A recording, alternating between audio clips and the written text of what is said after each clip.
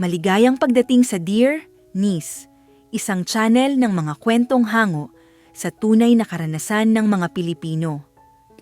May pag-ibig, may drama, at may mga kwentong pampamilya na puno ng emosyon at aral sa buhay. Bago natin umpisahan, please huwag kalimutan mag-like, comment and subscribe upang lagi kang updated sa aming mga bagong kwento. Simulan na nating ang kwento ni Dominic at Serena. Sabi nila, ang isip ng tao ay madaling makalimot. Ngunit ang pusong tunay na nagmahal, hinding-hindi marunong bumitaw. At ito ang kwento ng isang pamilyang akala nila ay buo na habambuhay. Hanggang sa isang gabi, binago ng tadhana ang lahat. Prenteng nakahiga sa kama ang buntis na si Serena Alonso. Isang kamay ang nakapatong sa kanyang bilugang tiyan, habang ang isa naman ay may hawak na remote control. Tahimik ang kwarto. Tanging tunog lang ng TV ang maririnig, isang Korean drama na halos hindi na niya sinusubaybayan ang kwento. Dahil mas abala ang kanyang isipan sa bawat paggalaw ng batang nasa sinapupunan niya. Napangiti siya nang maramdaman ang marahang sipa. Easy lang kayo ha? Mahinang bulong niya, parang kinakausap ang dalawang munting himala sa loob ng kanyang tiyan. Kambal ang dinadala niya, isang lalaki at isang babae. At ilang araw na lang, makikita na rin niya ang mga mukha ng mga batang matagal niyang inalagaan sa kanyang sinapupunan. Dominic, mahina niyang tawag sa asawa. Mula sa banyo ay agad na sumagot ang isang pamilyar na boses. Yes, love? Lumabas si Dominic Alonso, nakasuot ng simpleng t-shirt at jogging pants. Walang bakas ng pagiging CEO ng isa sa pinakamalalaking kumpanya sa bansa. Sa loob ng kwarto, isa lang siyang asawa. Isang lalaking buong pusong nagmamahal. Napapadalas na silang gumalaw. Nakangiting sabi ni Serena habang tinatapik ang tiyan niya. Lumapit agad si Dominic at naupo sa gilid ng kama. Maingat niyang inilapat ang palad sa tiyan ng asawa. Parang may tumulak sa kamay niya. Napangiti siya. Parang nag-uunahan na sila, natatawang sabi niya. Manasayo, biro ni Serena. Excuse me? Kunwari na insulto si Dominic. Ako kaya ang pinaka-patient na tao sa mundo. Totoo ba? Nakataas ang kilay ni Serena. Nagkatinginan silang dalawa, sabay na patawa. Ganito sila, simple, tahimik, masaya. Walang ingrandeng eksena. Walang perpektong buhay. Pero sapat, higit pa sa sapat. Mula nang ikasal sila, pinangako ni Dominic sa sarili niya na kahit kailan ay hindi niya ipaparamdam kay Serena na mas mahalaga ang negosyo kaysa sa pamilya nila. At tinupad niya iyon. Kahit gaano kabigat ang trabaho, kahit gaano ka-stress ang mundo sa labas, pag-uwi niya, iiwan niya ang lahat sa pintuan. Dahil sa loob ng bahay na ito, may isang babaeng umaasa sa kanya at dalawang batang naghihintay ng kanyang pagdating sa mundo. Love! Biglang seryoso ang tono ni Dominic. Napatingin si Serena sa kanya. Kabado ka ba? Sandaling natahimik si Serena. Hindi siya agad sumagot. Sa halip, hinaplos niya ang tiyan niya ng marahan. Parang inaalo ang mga batang hindi pa isinisilang. Medyo amin niya sa wakas. Ngumiti si Dominic. Hinawakan niya ang kamay ng asawa, mahigpit ngunit maingat. Normal lang yan, malumanay niyang sabi. Andito lang ako. Tayong dalawa, dagdag pa niya. Hindi ka nag-iisa. Napapikit si Serena. Sa bawat salita ni Dominic, parang nawawala ang kaba sa dibdib niya. Ito ang lalaking pinili niyang pakasalan. Ito ang lalaking pipiliin pa rin niya kahit ulitin pa ng tadhana ang lahat. Naalala mo nung sinabi ng doktor? Tanong ni Dominic, habang masuyong hinahaplos ang buhok ni Serena. Inhale! Exhale! Tumawa si Serena. Parang ikaw na yung manganganak ha? Biro niya. Kung pwede lang, sagot ni Dominic nang hindi nag-aalinlangan. Ngumiti si Serena. Hindi lahat ng lalaki ganito. At alam niyang maswerte siya. Maya-maya pa, biglang nagbago ang ekspresyon ni Serena. Napatigil ang kanyang ngiti. Napakunot ang noo niya. Dominic! Agad na tumayo ang lalaki. Bakit? Parang napasinghap siya. May kakaiba akong nararamdaman. Bago pa makapagtanong si Dominic, biglang may marahang pag-agos ng likido sa hita ni Serena. Nanlaki ang mga mata niya. Oh my God! Dahan-dahan siyang napatingin sa asawa. Love, may halong kaba at tuwa ang boses niya. Nag-waterbroke na ako. Saglit na natigilan si Dominic. Parang huminto ang mundo. Tapos, parang sabay-sabay bumalik ang lahat. Okay, mabilis niyang sabi. Pero halatang nanginginig ang boses. Okay, mas okay. Manganganak ka na. Agad niyang kinuha ang bag na matagal na nilang inihanda. Hospital! Kailangan na nating pumunta sa ospital. Maingat niyang tinulungan si Serena na bumangon. Inhale! Mahinahon niyang utos. Exhale! Sinunod ni Serena ang asawa. Kahit may kaba, naroon pa rin ang tiwala. Pinangko siya ni Dominic, parang wala itong kahirap-hirap, kahit ramdam niyang mabigat na ang katawan ng asawa. Sa labas ng bahay, agad silang sumakay sa sasakyan. Habang bumibiyahe, hindi bumibitaw si Dominic sa kamay ni Serena. Malapit na tayo! Paulit-ulit niyang sabi. Parang siya mismo ang kinakausap. Sa isip ni Dominic, iisa lang ang panalangin niya. Panginoon, ingatan mo ang asawa ko at ang mga anak namin. Pagdating sa ospital, agad silang sinalubong ng mga nurse at doktor. Mabilis ang mga kilos. May sigaw, may utos. Ngunit sa gitna ng lahat ng iyon, isa lang ang malinaw kay Dominic. Hindi niya iiwan si Serena. Hanggang sa huling sandali, bago pumasok sa delivery room, mahigpit niyang hawak ang kamay ng asawa. Kaya mo to, bulong niya. Tayong dalawa. Ngumiti si Serena kahit nangingilid ang luha. Mahal kita, mahina niyang sabi.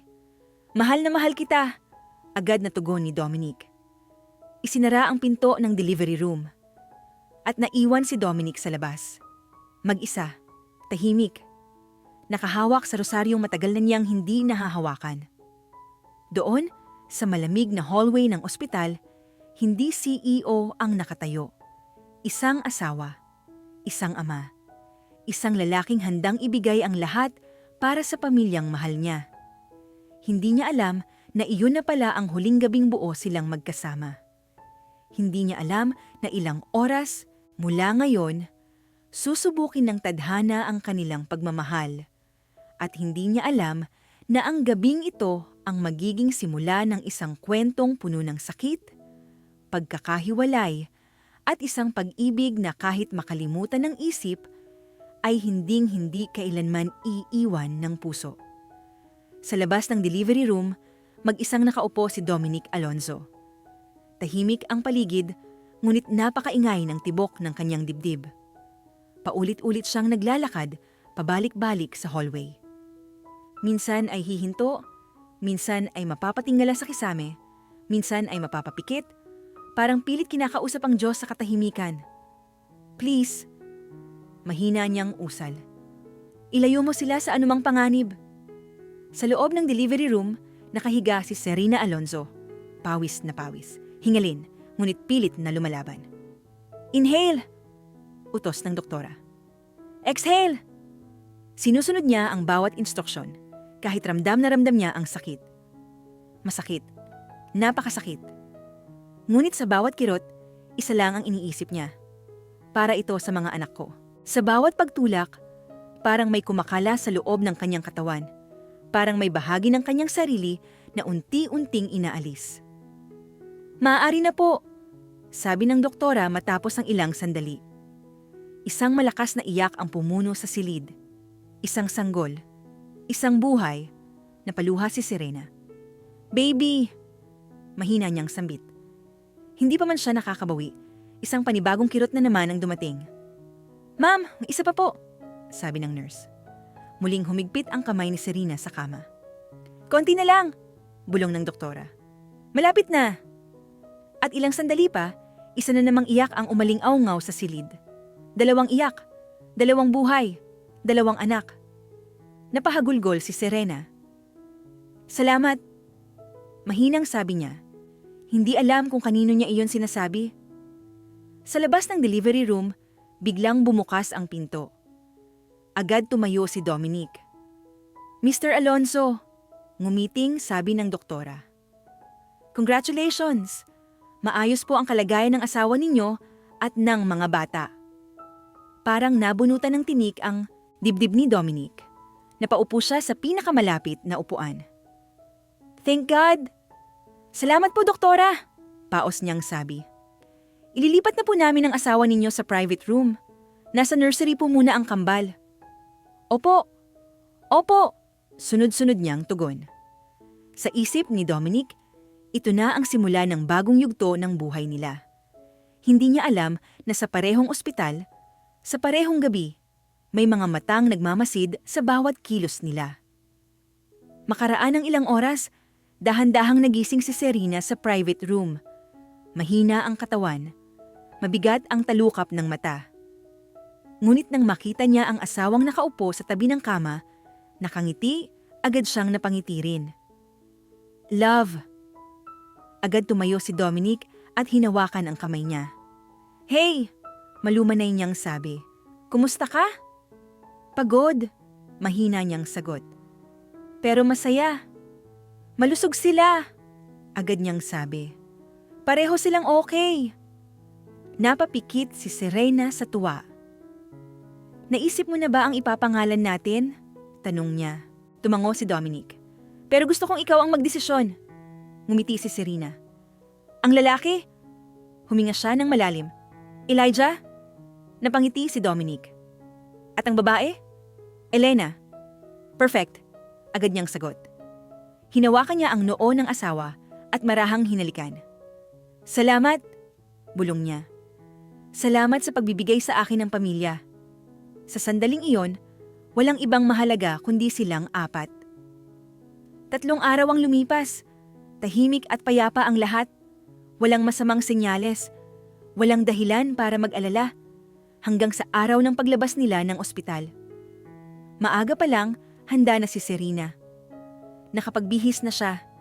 Nakakandong sa kanya ang kambal. Ngunit may kakaibang kaba sa dibdib niya. Dominic! Tawag niya sa asawa habang hawak ang cellphone. Love! Sagot ni Dominic mula sa kabilang linya.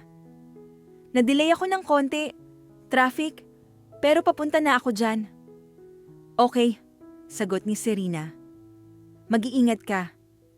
Ipadala ko muna si Marco, ang isa sa mga bodyguard ko, para may kasama kayo. Okay, payag ni Serena.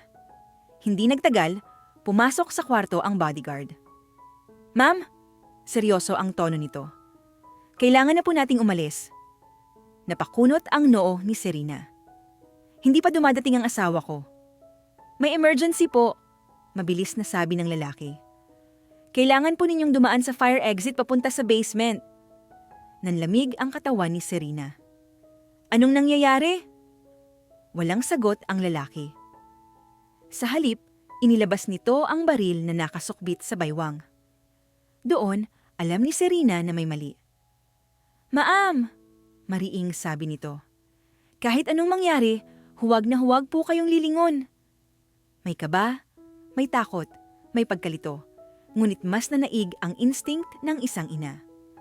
Mahigpit niyang niyakap ang 2 sanggol. Habang naglalakad sila palabas ng kwarto, biglang may sunod-sunod na putok ng baril ang umaling-awngaw sa ospital. Napahiyaw si Serena. Diyos ko! Mas hinigpitan niya ang yakap kay Elijah at Elena. Bilisan niyo po! Sigaw ng bodyguard. Malapit na sila.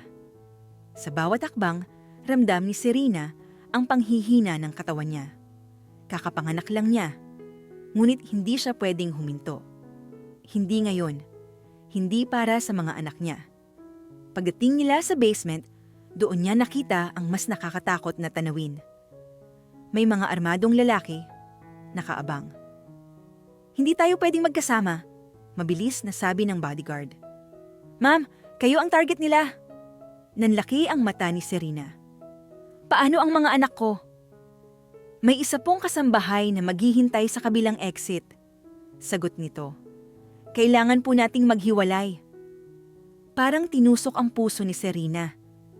Dahan-dahan niyang inabot ang isa sa mga sanggol sa bodyguard. Ingatan mo siya, nanginginig ang boses niya. Please. Opo, ma'am. Matatag na sagot nito. Mahigpit niyang hinalikan ang noo ng sanggol na iniabot niya. Anak! Bumalik ang tingin niya sa natitirang sanggol sa kanyang bisig. Hindi, kita iiwan, bulong niya. At doon, naghiwalay ang landas nila. Hindi niya alam kung iyon na ang huling beses na makikita niya ang isa sa kanyang mga anak. Sa kabilang dako ng ospital, kakarating lang ni Dominic. Madilim ang mukha niya nang makita ang gulo. Nasaan ang asawa ko? Sigaw niya. Sir! Hingal na sabi ni Marco. Nagkahiwalay po sila. May nakitang kalaban sa ospital. Parang gumuho ang mundo ni Dominic. Agad niyang kinuha ang baril. Hanapin ninyo sila! Galit niyang utos. Huwag ninyong hayaang may mangyari sa kanila. Ngunit kahit anong hanap nila, wala silang makita. Isang cellphone lang ang natagpuan. Cellphone ni Serena. Nabagsak, nag-iisa. Mahigpit na kinuyom ni Dominic ang kamao. Serena! Hindi niya alam kung nasaan ang asawa niya. Hindi niya alam kung ligtas ba ang mga anak niya. At hindi niya alam na sa gabing iyon, hindi lang pamilya niya ang mawawasak, kundi pati ang mga alaala ng babaeng pinakamamahal niya. 6 na taon. 6 na taong puno ng tanong. 6 na taong walang sagot. 6 na taong paulit-ulit na gumigising si Dominic Alonzo na may parehong panalangin at parehong takot. Na baka sa araw na ito, may balita na. At na baka sa araw ding ito, wala pa rin. Madaling araw pa lang, gising na si Dominic. Tahimik ang buong mansyon, maliban sa mahinang tunog ng orasan sa dingding na tila ba nanunukso sa bawat segundo ng kanyang paghihintay. Nakatayo siya sa harap ng bintana ng kanyang silid. Sa labas, unti-unting sumisikat ang araw.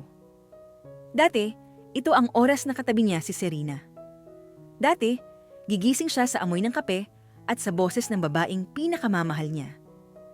Ngayon, tanging alaala na lang ang natira. Daddy! Mahinang boses ang pumukaw sa kanyang pag-iisip. Lumingon siya. Nakatayo sa pintuan ang isang batang lalaki. Nakapajama. Medyo magulo ang buhok.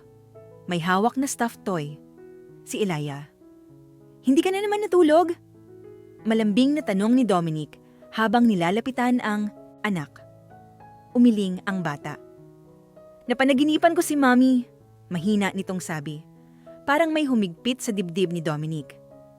Anong ginagawa ni Mommy sa panaginip mo? Ngumingiti siya, sagot ni Elijah. Tapos hinahanap niya raw ako. Napayuko si Dominic. Pinilit niyang ngumiti. Hinahanap ka talaga ni Mommy, sabi niya. At hinahanap din natin siya. Hinawakan niya ang balikat ng anak at dahan-dahang inakay palabas ng kwarto. Halika na, anya. Mag-aalmusal na tayo. Sa dining table, tahimik silang dalawa. Hindi na bago kay Dominic ang katahimikan. 6 na taon na niya itong kasama.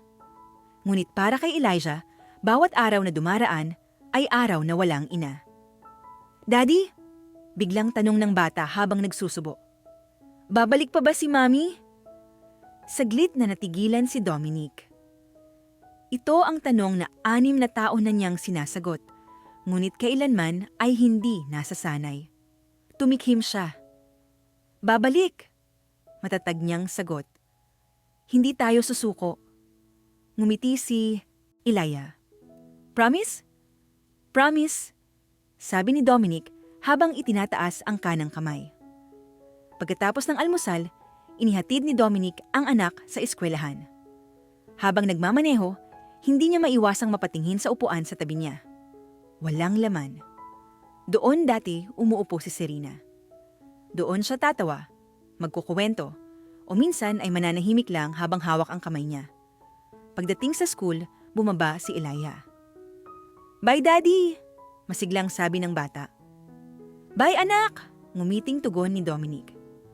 "Mag-aral kang mabuti!"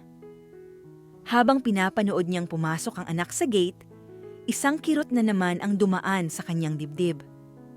"Dapat nandito ka, Serena. Dapat ikaw ang naghahatid sa kanya." Pagdating sa opisina, agad siyang sinalubong ng kanyang head of security. "Sir!" seryoso ang tono nito. "May update po kami." Agad tumuwid si Dominic. "Sabihin mo." "Sinuyod na po namin ulit ang mga ospital, mga probinsya at mga lumang records." Maingat na paliwanag ng lalaki. "Wala, pa rin pong bakas." Napapikit si Dominic. 6 na taon, walang bangkay, walang ebidensya ng pagkamatay, walang kahit anong konkretong sagot. "May posibilidad pa rin po," dagdag ng tauhan.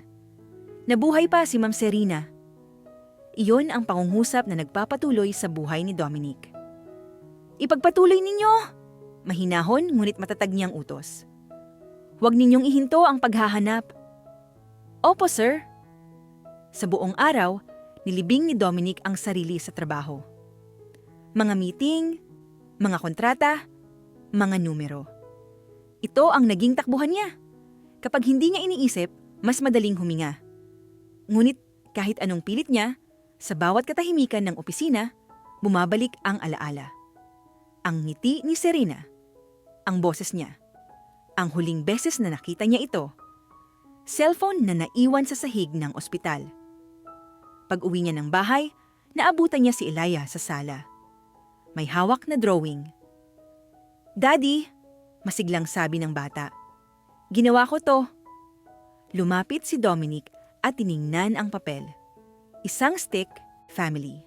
Isang lalaki. Isang babae. Isang batang lalaki at isang batang babae. May araw sa itaas. May pusong pula sa gitna. "Sino-sino sila?" tanong ni Dominic kahit alam na niya ang sagot. "Tayo," sabi ni Elia. "Ikaw ako, si mommy at si baby sister." Parang sinakalang lalamunan ni Dominic. "Anak, Daddy," biglang seryosong sabi ni Elijah. "Kilala ko pa rin si mommy kahit hindi ko siya maalala." Napakunot ang noo ni Dominic. "Paano mo nasabi?" "Sa puso ko," turo ng bata sa dibdib niya. "Nandito siya." Hindi na nakapagsalita si Dominic. Mahigpit niyang niyakap ang anak. Sa loob ng 6 na taon, maraming beses niyang gustong sumuko. Maraming beses niyang gustong paniwalaan na baka wala na talaga si Serena. Ngunit sa bawat ngiti ni Elijah, sa bawat tanong ng anak, at sa bawat alaala ng babaeng minahal niya, bumabalik ang kanyang lakas. Hindi dahil sigurado siya, kundi dahil mahal niya. At habang may pag-ibig, may pag-asa. Sa kabilang dako ng mundo, may isang babaeng humihinga, nabubuhay, ngunit walang ideya na may isang lalaking patuloy na naghihintay sa kanya. Isang babaeng nawala ng alaala, ng pangalan at ng nakaraan. Isang babaeng ang puso ay may hinahanap kahit hindi niya alam kung ano. At sa paglipas ng 6 na taon, unti-unti nang inilalapit ng tadhana ang 2 pusong minsang pinaghiwalay ng gabi ng takot. Sa isang maliit ngunit maaliwalas na bahay sa labas ng syudad, isang babae ang abalang naglalaba sa likod bahay. Simple ang suot niya, puting t-shirt, kupas na maong, walang bahid ng karangyaan, walang palamuti. Ngunit sa bawat galaw niya, may dignidad, may katahimikan, may lungkot na hindi niya maipaliwanag. Ang pangalan niya ngayon ay Serena.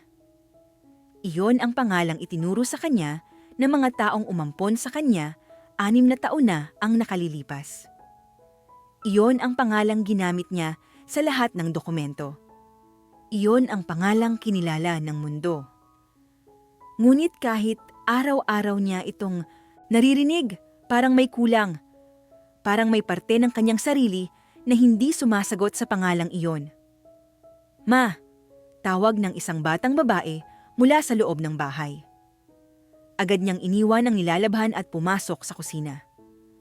Nandoon ang isang batang babae, mahaba ang buhok, malalaki ang mga mata, at may hawak na lapis at papel. Si Elena. "Ano yun, anak?" Malambing na tanong ni Serena. "Hindi ko po magets tong assignment," nakang-usong sabi ng bata. Lumapit si Serena at naupo sa tabi ng anak. "Ano ba yan?" "Family tree po." Mahina ang boses ni Elena. Napahinto si Serena. Family. Isang salitang matagal na niyang iniwasan. Isang konseptong pilit niyang binubuo araw-araw, kahit may pakiramdam siyang may kulang. "Okay," sabi niya sa wakas. "Simulan natin." Kinuha niya ang lapis at iginuhit ang dalawang pangalan. Serena, Elena. "Yan tayo," nakangiting sabi niya. "Mag-ina." Napatingin si Elena sa papel. "Ma," mahina nitong tanong, "nasaan po yung papa ko?" Parang may malamig na hangin na dumaan sa kusina. Hindi bago ang tanong na iyon. Ngunit kailanman ay hindi ito naging madali. Huminga ng malalim si Serena. "Hindi ko alam, anak," tapat niyang sagot. "Pero sigurado ako, minahal ka niya." Tumingin si Elena sa kanya. "Paano niyo po nasabi?" Ngumiti si Serena kahit may kurot sa dibdib. "Dahil mahal na mahal kita," sabi niya. "At pakiramdam ko, galing ka sa pagmamahal." Hindi na muling nagtanong ang bata. Sa halip, yumakap ito sa kanya. Mahigpit, parang takot na mawala. Pagkatapos ng assignment, naghanda sila ng hapunan. Simpleng ulam, kanin, gulay. Habang kumakain, napatingin si Serena sa dingding. May isang lumang salamin doon. Hindi niya alam kung bakit, ngunit tuwing tinitingnan niya ang sarili niya roon, parang may pamilyar. Parang may alaala na pilit umaangat, ngunit biglang lumulubog ulit. Pagkatapos kumain, pinatulog niya si Elena. Habang inaayos ang kumot ng bata, napansin niya ang maliit na birthmark sa likod ng tenga nito. Parang may kumurot sa puso niya. "Ma?" Mahina ang boses ni Elena. "Nanaginip po ako kagabi," sabi ng bata. "Ano ng panaginip?" "Nasa malaking bahay daw po tayo," sabi nito. "May isa pa pong bata at may lalaking matangkad." Nanlaki ang mata ni Serena. "Anong ginagawa ninyo?" "Nagtatawanan po," nakangiting sagot ni Elena. "Masaya." Hindi na nakapagsalita si Serena. Hinaplos niya ang buhok ng anak. "Matulog ka na," mahina niyang sabi. "Good night po, ma." "Good night, anak." Nang makatulog si Elena, nagpunta si Serena sa sala. Umupo siya sa sofa. Tahimik ang bahay. Masyadong tahimik.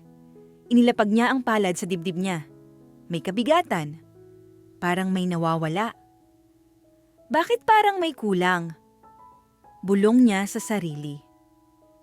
May mga gabi na bigla na lang siyang nagigising, pawis, na may pakiramdam na may hinahanap siya. Ngunit kahit anong pilit niya, wala siyang maalala. Walang mukha, walang pangalan, walang eksena. Isang blangkong bahagi ng kanyang buhay.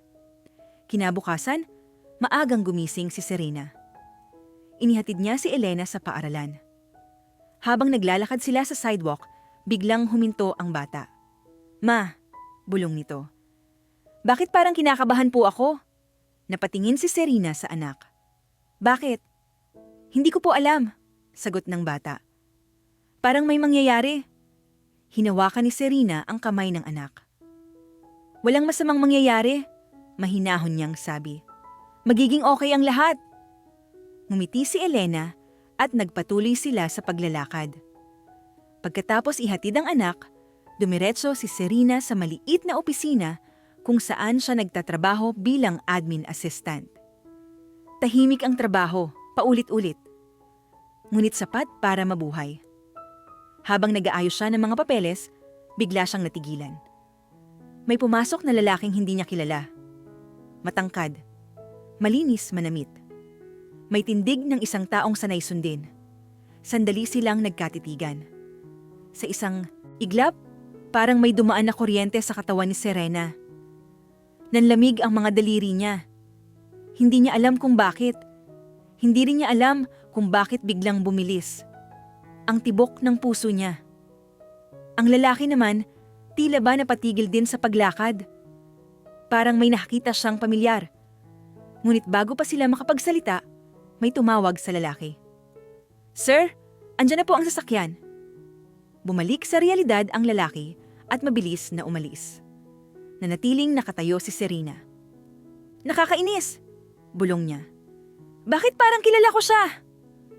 Umiling siya at bumalik sa trabaho. Hindi niya alam na sa parehong lungsod, may isang lalaking halos gabi-gabing nakatingin sa larawan ng isang babaeng kamukha niya. Isang lalaking hindi kailanman tumigil sa paghihintay. At habang abala si Serena sa pagbubuo ng buhay na hindi niya maalala, unti-unti namang inilalapit ng tadhana ang dalawang pusong minsang pinaghiwalay ng takot at dugo. Sa panahong ito, hindi pa niya alam na ang katahimikan ng buhay niya ay pansamantala lamang. Dahil darating ang araw na ang nakaraan na kanyang tinatakbuhan ay haharap sa kanya muli. At sa araw na iyon, magsisimula ang paggising ng isang pusong matagal nang naghihintay. May mga pagkikitang hindi planado. May mga sandaling akala mo'y ordinaryo lang, ngunit iyon na pala ang simula ng pagbabago ng lahat. At sa araw na iyon, hindi alam ni Serena na ang simpleng lakad niya ay magbubukas ng pinto sa isang nakaraang pilit niyang tinatakasan kahit hindi niya maalala. Maaga pa lang ay gising na si Serena. Sabado. Walang pasok si Elena, kaya naisipan niyang dalhin ang anak sa mall. "Ma, pwede po ba tayo mag-bookstore?" Excited na tanong ni Elena habang nagbibihis. "Oo naman," nakangiting sagot ni Serena. "Kahit buong araw ka pang magbasa." Masiglang tumalon si Elena. "Yehey!" Habang naglalakad sila papunta sa terminal, may kakaibang kaba si Serena. Hindi niya maipaliwanag kung bakit. Parang may hinihila siyang damdamin papunta sa isang direksyong hindi niya alam. Pagdating nila sa mall, agad na nagliwanag ang mukha ni Elena. Maraming ilaw, maraming tao, maraming tunog. Sa kabilang banda, parang mas lalong bumibigat ang dibdib ni Serena. "Ma, okay lang po ba kayo?" Tanong ng anak nang mapansing tahimik siya. "Okay lang," agad niyang sagot. "Medyo mainit lang." Pumasok sila sa bookstore. Tahimik ang lugar. Amoy ng papel at tinta. Isang lugar na nagbibigay ng kakaibang kapayapaan. Habang abala si Elena sa pagtingin ng mga libro, si Serena naman ay naglalakad sa pagitan ng mga shelves. Doon niya narinig ang iyak. Mahina sa una. Halos hindi pansinin. Ngunit unti-unti, mas lumakas. Napahinto siya. Napalingon. Isang batang lalaki ang nakatayo sa may dulo ng aisle. Namumula ang mga mata. Hawak ang isang libro ngunit nanginginig ang kamay. Lumapit si Serena. "Hey!" Mahinahon niyang tawag. "Naliligaw ka ba?" Pagtingin ng bata sa kanya, parang may nangyari sa hangin sa pagitan nila. Nanlaki ang mga mata ng bata. "Mommy?" At bago pa makapagsalita si Serena, tumakbo ang bata at mahigpit siyang niyakap sa bewang. Napahinga siya ng malalim. "Sandali!" Malumanay niyang sabi. "Hindi." Ngunit mas humigpit ang yakap ng bata. "Mommy, akala ko nawala ka na." Umiiyak nitong sabi. Hindi makahinga si Serena. Parang may dumaloy na init sa kanyang dibdib. Isang pakiramdam na pamilyar kahit hindi niya maipaliwanag. "Anak," mahina niyang sabi. "Hindi ako ang mommy mo." Dahan-dahan niyang inilayo ang bata para makita ang mukha nito.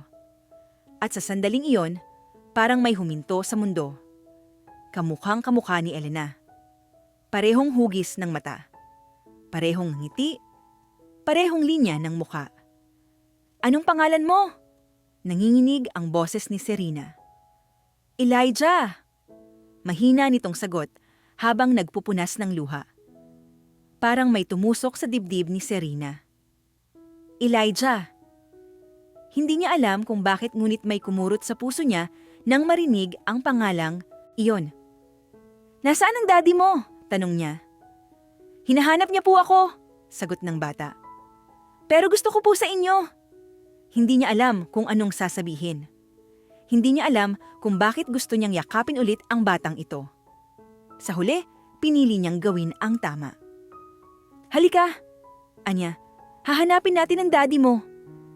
Hinawakan niya ang kamay ni Elijah.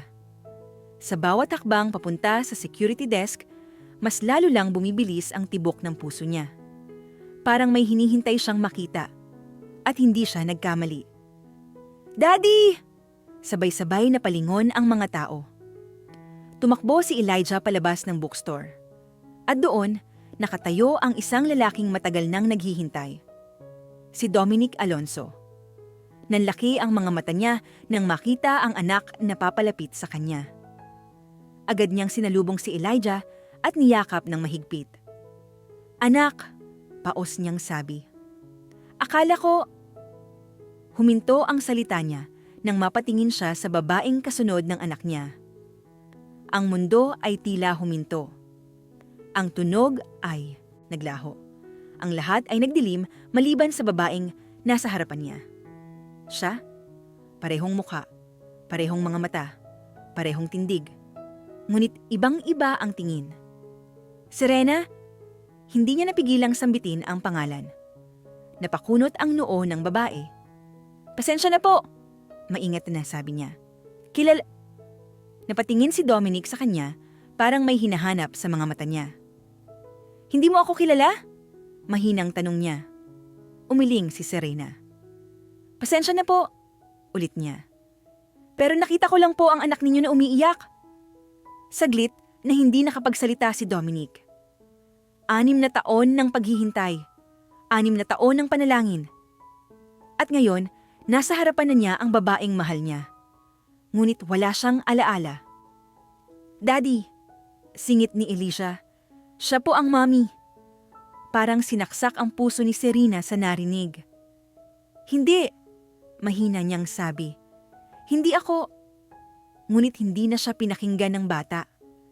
Napatingin si Dominic kay Serena. Sa isang iglap, maraming tanong ang pumasok sa isip niya. Ngunit pinili niyang huwag magmadali. "Salamat." Sa halip ay sabi niya. "Salamat sa pagtulong sa anak ko." Tumango si Serena. "Wala pong anuman." Sa tabi nila, nakatingin si Elena sa eksena. Tahimik, mapagmasid.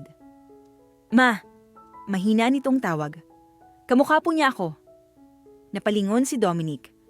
Ngayon niya lang napansin ang batang babae. At parang may bumalot na kaba sa dibdib niya. "Elena," bulong niya. Halos hindi marinig.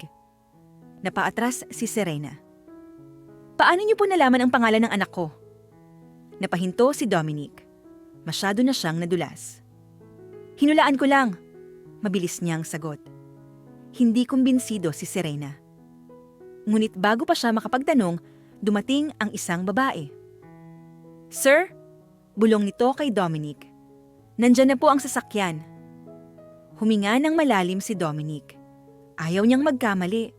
Ayaw niyang masaktan si Serena. "Pasensya na," sabi niya.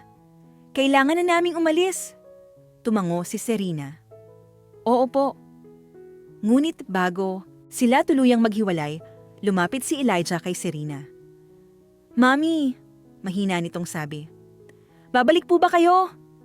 Napapikit si Serena. Hindi niya alam kung bakit may tumulo na luha sa kanyang pisngi. "Hahanapin kita," mahina niyang sabi. "Kahit hindi ko alam kung bakit." Ngumiti si Elijah. Habang papalayo si Dominic at ang anak, nanatiling nakatayo si Serena. Nanginginig, nalilito. At sa unang pagkakataon sa loob ng 6 na taon, may isang pangalan na paulit-ulit umuukit sa puso niya. Dominic. Hindi niya alam kung bakit. Ngunit alam niyang hindi na magiging pareho ang buhay niya matapos ang araw na iyon. May mga pagkakataong hindi mo kailangang ipaalala ang nakaraan para maramdaman ang koneksyon. Minsan, sapat na ang araw-araw na magkasama kayo para magsimulang magsalita ang puso. Isang linggo matapos ang insidente sa mall, nakaupo si Serena sa maliit na waiting area ng isang mataas na gusali. Mahigpit niyang hawak ang brown envelope na may laman na resume.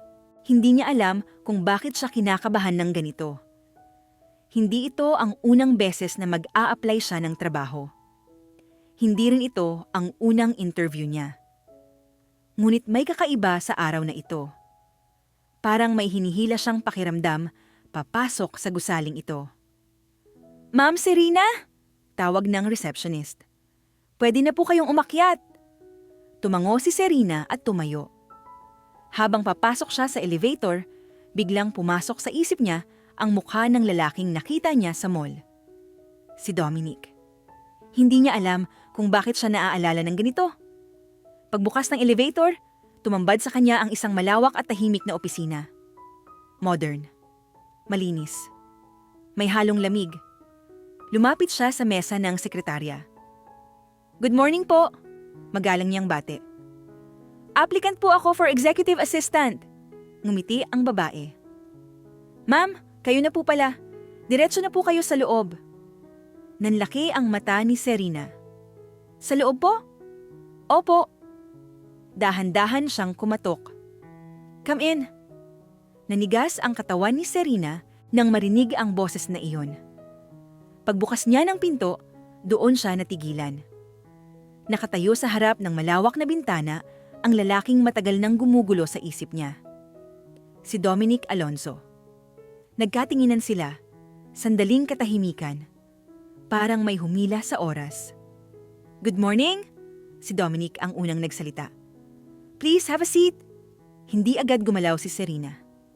"Sir?" Bahagyang nanginginig ang boses niya. "Kayo po ang..." "Yes." Mahinahon niyang sagot. "Ako ang magi-interview sa'yo." Umupo si Serena, pilit pinapakalma ang sarili. Hindi ito normal. Hindi normal na ang lalaking nakita niya sa mall ay siya ring boss na haharap sa kanya ngayon. "Relax," sabi ni Dominic. "Hindi ito interrogation." Bahagyang humiti si Serena. "Pasensya na po," anya. "Medyo nagulat lang po ako." "I understand," sagot ni Dominic. Tahimik ang interview. Maayos. Propesyonal. Tinatanong ni Dominic ang tungkol sa karanasan niya, sa anak niya, sa oras niya, at sa bawat sagot ni Serena, may kung anong gumagalaw sa dibdib ni Dominic. Hindi dahil perpekto ang sagot niya, kundi dahil pamilyar. "Pwede ka nang magsimula bukas," bigla niyang sabi matapos ang ilang sandali. Nanlaki ang mata ni Serena. "Sir? You're hired," diretso niyang sagot. "Hindi pa po tapos ang interview," nalilitong sabi ni Serena. Ngumiti si Dominic. "Ako ang boss," mahinahon niyang sabi. "Ako ang magdedesisyon." Hindi na nakapagtanong pa si Serena.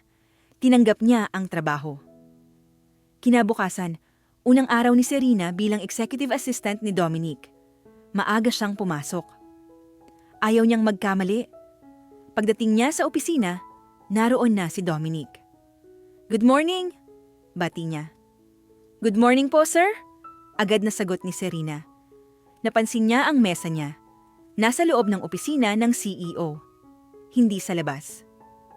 "Sir?" Nag-aalangan niyang tanong, "Dito po talaga ang mesa ko?" "Yes," sagot ni Dominic. Mas madali. Hindi na siya umimik. Sa buong umaga, simple lang ang trabaho niya. Emails, schedules, documents. Tahimik si Dominic. Paminsan-minsan, napapatingin siya kay Serena. Sa paraan ng pagtiklop nito ng papel. Sa pag-ayos ng buhok niya. Sa tahimik niyang paghinga. At sa bawat sulyap may kirot. Tanghali na nang tumayo si Dominic. "Kain na tayo!" Napatingin si Serena. "Sir? Lunch," sabi niya. "Hindi ka pa kumakain." "Pwede naman po akong kumain sa labas?" Mabilis na sagot ni Serena.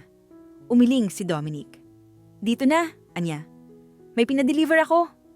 Hindi na tumanggi si Serena. Habang kumakain sila, walang masyadong usapan. Ngunit hindi rin awkward. May katahimikang parang pamilyar. "Kumusta ang anak mo?" Biglang tanong ni Dominic. Napatingin si Serena. "Okay naman po," sagot niya. "Masaya sa school." Tumango si Dominic. "Mahilig ba siyang magbasa?" "Mahilig po," nakangiting sagot ni Serena. "Parang gusto niyang matuto agad." Napangiti rin si Dominic. "Ganun din ang anak ko," anya. "Matalino, pero emosyonal." Saglit na nagkatinginan sila. Parehong may gustong itanong. Parehong piniling manahimik. Sa mga sumunod na araw, nasanay na si Serena sa presensya ni Dominic. Sa tahimik niyang utos. Sa seryoso niyang mukha. Sa biglaang biro na hindi inaasahan. At si Dominic nasanay sa presensya ni Serena. Sa pag-alala nito sa schedules niya. Sa paraan ng pag-aayos nito ng opisina. Sa kape na eksakto ang timpla. Isang hapon, dumating si Elijah sa opisina. "Daddy!" Tumakbo ang bata papasok. Napalingon si Serena. Nanlaki ang mga mata niya nang makita ang batang unang tumawag sa kanya ng mommy. "Hello?" Mahina niyang bati. Agad lumapit si Elijah sa kanya. "Mommy!" Mahina ngunit masaya nitong sabi. Naniga si Serena. Lumapit si Dominic. "Anak!" Malumanay niyang sabi. "Hindi siya." "Okay lang." Agad na singit ni Serena. "Pwede ko siyang samahan." Nagkatinginan sila ni Dominic. May pasasalamat sa mga mata ng lalaki. Mula noon, madalas nang bumisita si Elijah sa opisina. At sa bawat araw na magkasama silang tatlo, may unti-unting nabubuong damdamin. Hindi pilit, hindi minamadali. Isang damdaming tahimik. Ngunit totoo, isang koneksyon na hindi kayang ipaliwanag ng isip. At kahit hindi pa alam ni Serena kung sino talaga si Dominic sa buhay niya, at kahit hindi pa niya maalala ang nakaraan, isang bagay ang malinaw. Sa presensya ng lalaking ito, pakiramdam niya ay ligtas siya.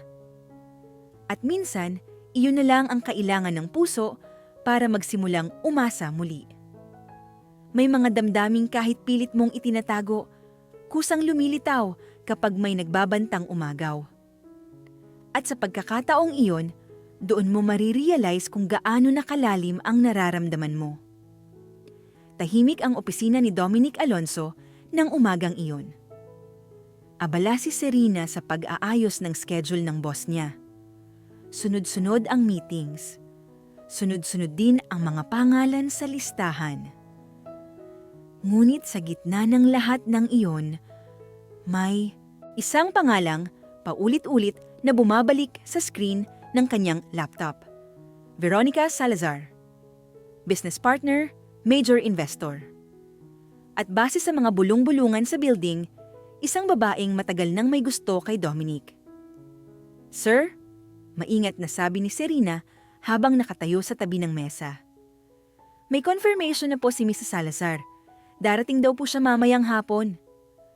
Bahagyang tumango si Dominic habang hindi inaalis ang tingin sa dokumentong hawak niya. "Okay," maikling sagot niya. "Iyon lang." Ngunit hindi iyon sapat para pakalmahin ang kung anong gumugulo sa dibdib ni Serena. Bumalik siya sa mesa niya. Pilit inuuna ang trabaho. Ngunit kahit anong pilit niya, hindi niya maiwasang mag-isip. Bakit parang naiirita ako? Wala naman akong karapatan. Assistant lang siya. Iyon ang paulit-ulit niyang paalala sa sarili. Assistant lang. Dumating ang hapon. Bumukas ang pinto ng opisina. Isang babaeng elegante ang pumasok. Matangkad. Maputi. Nakasuot ng fitted dress na halatang mahal. Si Veronica Salazar. Agad siyang nangumiti nang makita si Dominic. Dom, malambing niyang bati. Matigas ang panga ni Serena. Hindi niya alam kung bakit biglang uminit ang tenga niya. Veronica, tumayo si Dominic at kinamayan ang babae. Please, have a seat. Umupo si Veronica at bago pa magsimula ang usapan, sinulyapan nito si Serena mula ulo hanggang paa. Isang sulyap na may pagtatasa. Bagong assistant? Tanong ni Veronica. Yes, sagot ni Dominic. Serena. Pretty? Komento ni Veronica. May bahagyang ngiti. Very simple. Ngumiti si Serena. Thank you po. Magalang niyang tugon.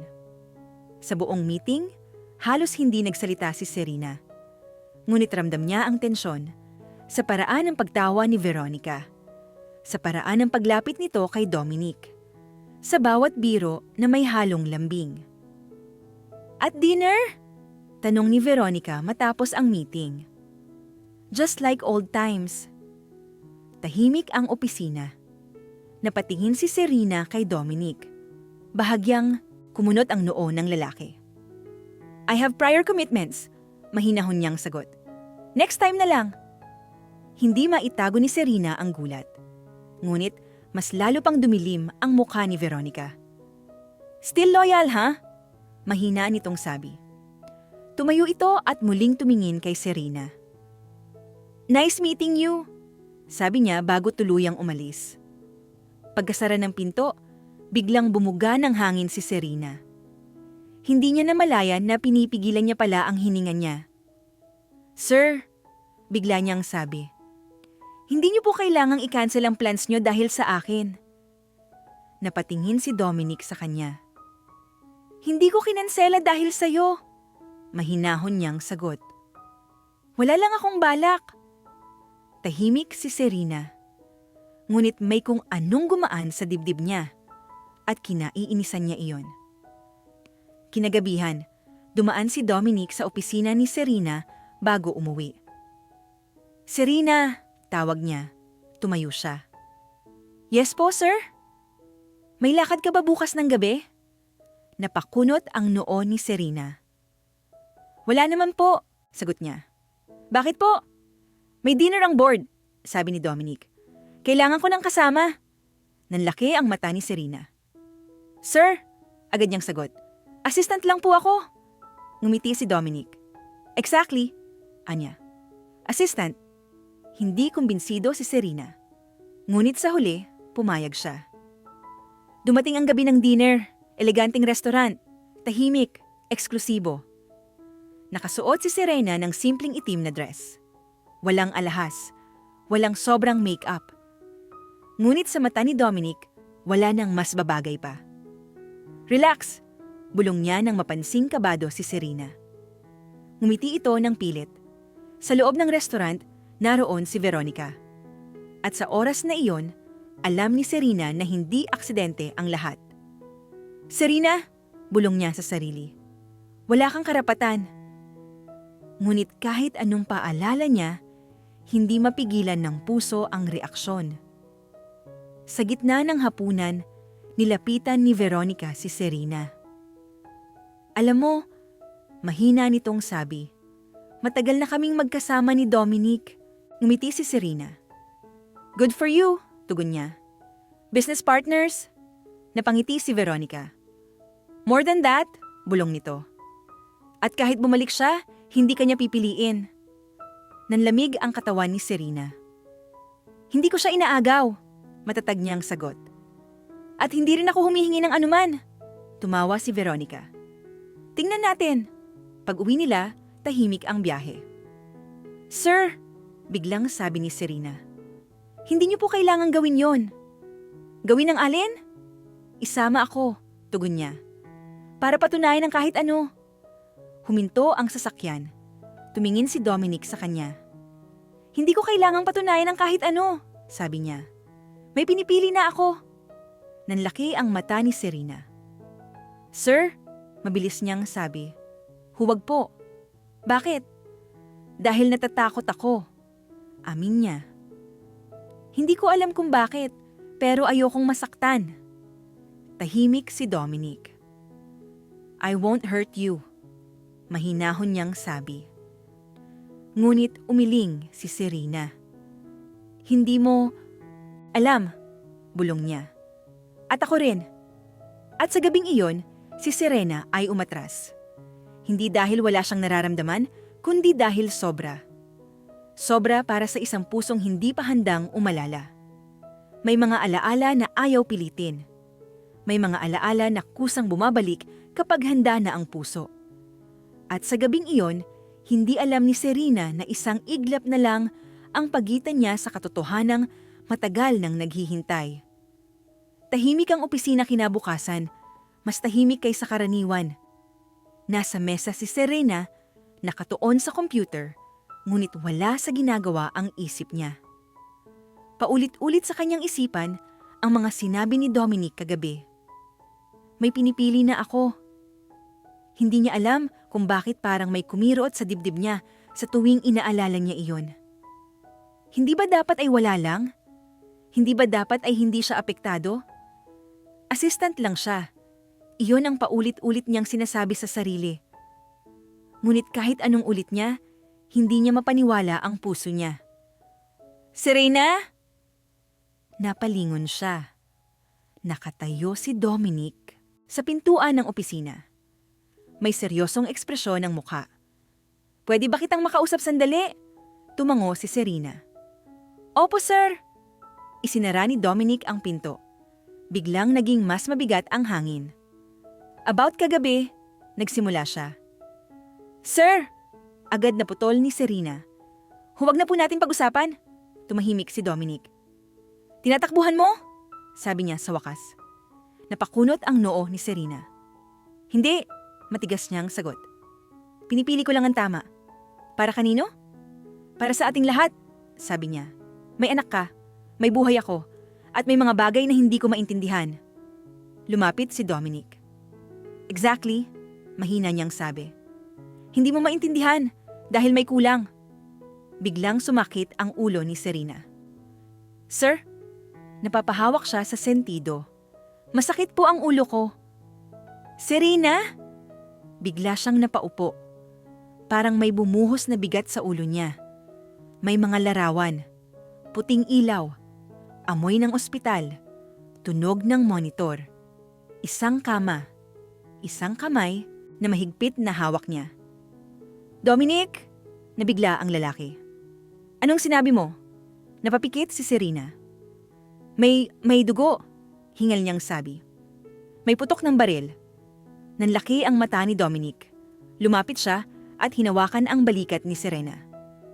Huminga ka! Mahinahon niyang utos. Dahan-dahan. Ngunit mas lumala ang sakit ng ulo niya.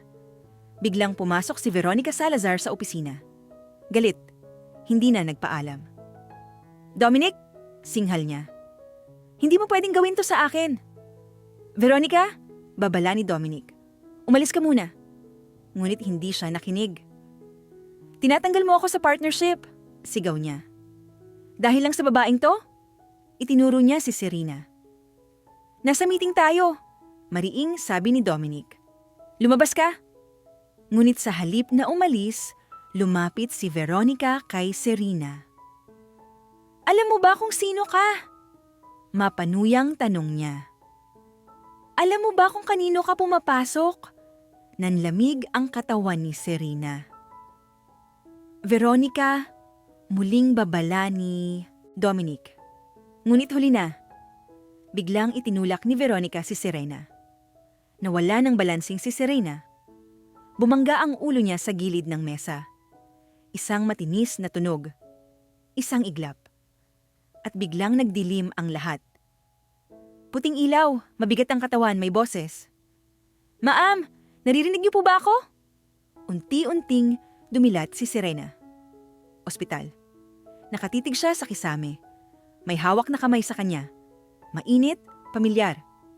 Serena! Paos ang boses ni Dominic. Napatingin siya sa kanya.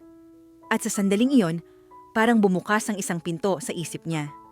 Isang hallway. Isang lalaking naglalakad pabalik-balik. Isang rosaryong hawak. Isang tinig. Please, iligtas mo ang asawa ko. Dominic, mas malinaw ngayon. Napahigpit ang hawak niya sa kamay nito. Napahinto siya. Nanlaki ang mata ni Dominic. "Serena!" Nanginginig ang boses niya. "Naalala mo na ba?"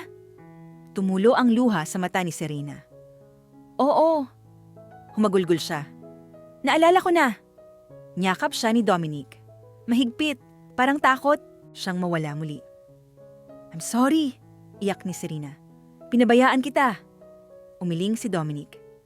"Hindi mo kasalanan," sabi niya. "Buhay ka, yun lang ang mahalaga." May mga alaala na sunod-sunod bumalik. Isang ospital, putok ng baril, isang sanggol na iniabot, isang bus, isang banggaan, isang babae at batang iniuwi ng estranghero. "Si Elena," hinga ni Serena. "Siya si Elena." Ngumiti si Dominic sa gitna ng luha. "Anak natin," sabi niya. Sa labas ng silid, may mga batang naghihintay. Isang lalaki, isang babae. At sa sandaling iyon, alam ni Serena na tapos na ang kanyang pagtakas. Handa na siyang harapin ang nakaraan. Handa na siyang bumalik. May mga katotohanang mas masakit harapin kaysa limutin. Ngunit may mga katotohanan ding kailangang harapin para tuluyang gumaling ang puso. Tahimik ang silid ng ospital. May amoy ng gamot. May mahinang tunog ng makina. May ilaw na hindi masakit sa mata. Nakahiga si Serena sa kama. May benda ang gilid ng ulo, ngunit malinaw na ang mga mata. Sa tabi niya, nakaupo si Dominic. Hindi niya binibitawan ang kamay ng asawa. Parang natatakot na sa sandaling bumitaw siya, mawawala muli ito. "I'm here," mahina niyang sabi. "Hindi na ako aalis." Tumango si Serena. May luha sa mga mata. "Naalala ko na lahat," mahinang sambit niya. "Bawat detalye, bawat takot." Huminga siya ng malalim. "Dominic? Akala ko patay ka na." Parang may kumurot sa dibdib ni Dominic. "Akala ko rin," amin niya. "Akala ko nawalan na ako ng pamilya." Nagkatitigan sila. Sa pagitan ng kanilang mga mata, nandoon ang 6 na taong sakit, pangungulila at paghihintay. "I'm sorry," muling sabi ni Serena. 6 na taong kitang iniwan." Umiling si Dominic. "Hindi mo ako iniwan." Mahinahon niyang tugon. "Nawala ka. At sa kabila ng lahat, nagtiwala pa rin ako." Napahagulgol si Serena. "Hindi ko alam kung paano ko haharapin ang mga anak natin." Mas humigpit ang hawak ni Dominic sa kamay niya. "Hindi mo kailangang harapin mag-isa," sabi niya. "Magkasama tayo." Bumukas ang pinto ng silid. Unang pumasok si Elijah. Nakatayo siya sa may pintuan, hawak ang kamay ng isang batang babae, si Elena. Magkambal, magkamuka, magkaibang buhay. Nanlaki ang mga mata ni Serena nang makita ang dalawang bata. "Anak!" Nang marinig ni Elijah ang boses niya, agad itong tumakbo papunta sa kama. "Mami!" Mahigpit siyang niyakap ni Serena. Nanginginig, umiiyak, parang ayaw nang bumitaw. "Sorry," paulit-ulit niyang sabi. "Sorry anak." "Okay lang po."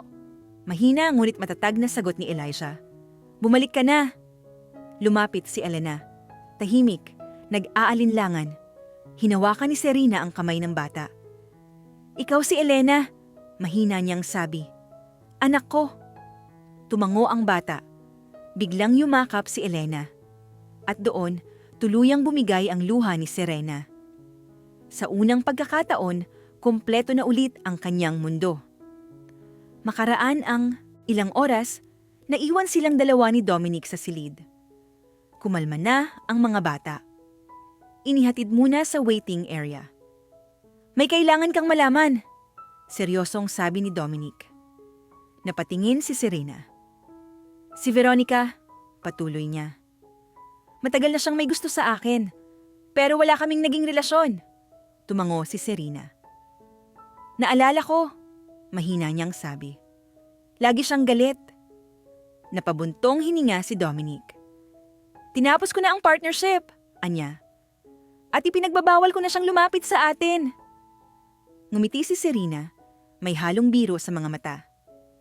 Salamat, Anya. Hindi pa ako handang makipag-agawan. Napangiti rin si Dominic. Hindi ka na makikipag-agawan, sabi niya. Asawa ka. Sa mga sumunod na araw, unti-unting bumuti ang kalagayan ni Serena. Dinalaw siya ng mga magulang ni Dominic. May luha, may yakap, may pasasalamat. Akala namin wala na kayo. Iyakan ng ina ni Dominic. Salamat at bumalik ka. Salamat po sa pag-aalaga kay Elijah. Tapat na sabi ni Serena. Hindi ko alam kung paano ko babayaran ng 6 na taon. Hinawakan ng ginang ang pisngi niya. Buhay ka, Anya. Iyon na ang sapat. Pagkalabas ni Serena ng ospital, hindi na sila bumalik sa dati niyang bahay. Diretso sila sa mansyon ng mga Alonzo. Tahimik ang paligid. Maluwang. Ngunit hindi malamig. Pagpasok nila, nakatayo ang mga staff. May ngiti. May luha. Welcome home! Sabi ng matandang kasambahay. Napahinto si Serena. Home. Mahina niyang ulit. Sa gabing iyon, magkasama silang kumain bilang pamilya. May tawanan. May kwento. May mga sandaling tahimik na punong-puno ng pasasalamat. Pagkatapos ng hapunan, naiwan silang dalawa ni Dominic sa terasa. Tahimik ang gabi. Takot pa rin ako, amin ni Serena. Paano kung mawala ulit ang alaala ko? Hinawakan ni Dominic ang kamay niya. Kahit mawala, mahinahon niyang sabi, hahanapin pa rin kita. Napatingin si Serena sa kanya. Paulit-ulit? Oo, walang alinlangang sagot ni Dominic. Sa bawat pagkakataon, tumulo ang luha ni Serena. Salamat, bulong niya. Sa paghihintay, ngumiti si Dominic. Salamat sa pagbabalik. Sa sandaling iyon, wala nang tanong, wala nang duda. Ang natira na lang ay ang katotohanan. Na ang pag-ibig na tunay ay hindi sumusuko kahit kalimutan ng isip. May mga kwentong nagtatapos sa pag-ibig. At may mga kwentong nagsisimula muli dahil sa pag-ibig. At ito ang pagtatapos ng kwento ni Serena at Dominic Alonzo. Hindi perpekto, hindi madali, ngunit totoo. Mabilis na lumipas ang mga araw matapos makauwi si Serena mula sa ospital. Unti-unti niyang binabalikan ang bawat bahagi ng buhay na minsang nawala sa kanya. Ang kwarto nilang mag-asawa, ang litrato sa dingding, ang mga alaala na minsang naging blangko. At sa bawat akbang, naroon si Dominic. Tahimik, mapagmatyag, hindi nagmamadali. Parang takot siyang masira muli ang himala. Isang umaga, nadatna ni Serena si Dominic sa hardin. Nakaupo ito sa maliit na bangko, may hawak na 2 tasa ng kape. Naalala mo ba rito? Tanong ni Dominic. Umupo si Serena sa tabi niya. Oo, mahina niyang sagot. Dito mo ako unang sinabing mahal mo ako kahit galit na galit ako sa'yo. Napangiti si Dominic. Deserve ko naman. Tumawa si Serena. Tahimik silang nagkape. Habang sa loob ng bahay, naririnig ang tawanan ni Elijah at Elena. Magkahawak kamay. Magkahabol. Parang kailanman ay hindi sila nagkahiwalay. Takot ako noon, biglang sabi ni Serena. Akala ko kapag naalala ko na ang lahat, mas sasakit. Napatingin si Dominic sa kanya. Masakit pa rin, amin niya. Pero hindi na ako nag-iisa. Hinawakan ni Serena ang kamay ng asawa. Salamat, bulong niya. Sa paghihintay. Sa mga sumunod na linggo, unti-unting inayos ni Dominic ang lahat ng hindi dapat nangyari noon. Tinapos niya ang lahat ng koneksyon kay Veronica Salazar. Legal, tahimik, walang eskandalo. Isang umaga, biglang humarap si Veronica sa opisina ni Dominic. Galit, maputla, hindi makapaniwala. Ginawa mo talaga, singhal niya. Tinanggal mo ako. Tumayo si Serena mula sa upuan sa gilid ng opisina. Kalma. Diretso. Oo, sabi niya. Asawa niya ako? Nanlaki ang mata ni Veronica. Hindi po. Pwede, putol ni Serena. At tapos na. Tahimik si Dominic. Pinanood niya ang asawa. Hindi na ang babaeng nawala, hindi na ang babaeng nag-alinlangan, kundi ang babaeng pinili niyang pakasalan. Umalis si Veronica na puno ng galit. Ngunit sa likod niya, wala nang naiwan. Isang gabi, habang sabay-sabay silang kumakain, biglang nagsalita si Elijah. "Mami," seryoso niyang tanong, "hindi ka na po ba mawawala ulit?" Tumigil ang lahat. Tahimik ang mesa. Nilapitan ni Serena ang anak at hinaplos ang pisngi nito. "Hinding-hindi!" Malambing niyang sagot. "At kung sakaling mawala man ako, hahanapin pa rin kita." Ngumiti si Elijah. "At kami po ni Daddy ang hahanapin ka." Napaluha si Serena. Pagkatapos ng hapunan, naiwan silang dalawa ni Dominic sa kwarto. Tahimik ang paligid. May liwanag mula sa bintana. Lumapit si Dominic kay Serena. 6 na taon, mahina niyang sabi. 6 na taon akong natutong maghintay." Napatingin si Serena sa kanya. "At 6 na taon din kitang hinahanap," sabi niya. "Kahit hindi ko alam kung sino ka." Lumapit si Dominic. Mas malapit. Hanggang sa maramdaman ni Serena ang hininga nito. "Pwede ba kitang mahalin ulit?" tanong niya. "Hindi bilang alaala, kundi bilang ngayon." Ngumiti si Serena. "Hindi ka tumigil kailanman," sabi niya. "Ngayon lang ako bumalik." Dahan-dahan silang naghalikan. Hindi minadali, hindi marahas, isang halik na puno ng pangako. Sa gabing iyon, hindi sila nagmadali. Hindi nila kailangang bawiin ang 6 na taon sa isang gabi. Dahil may buong buhay pa sila sa harap. Ilang buwan ang lumipas. Masaya ang bahay. May tawanan. May ingay. May buhay.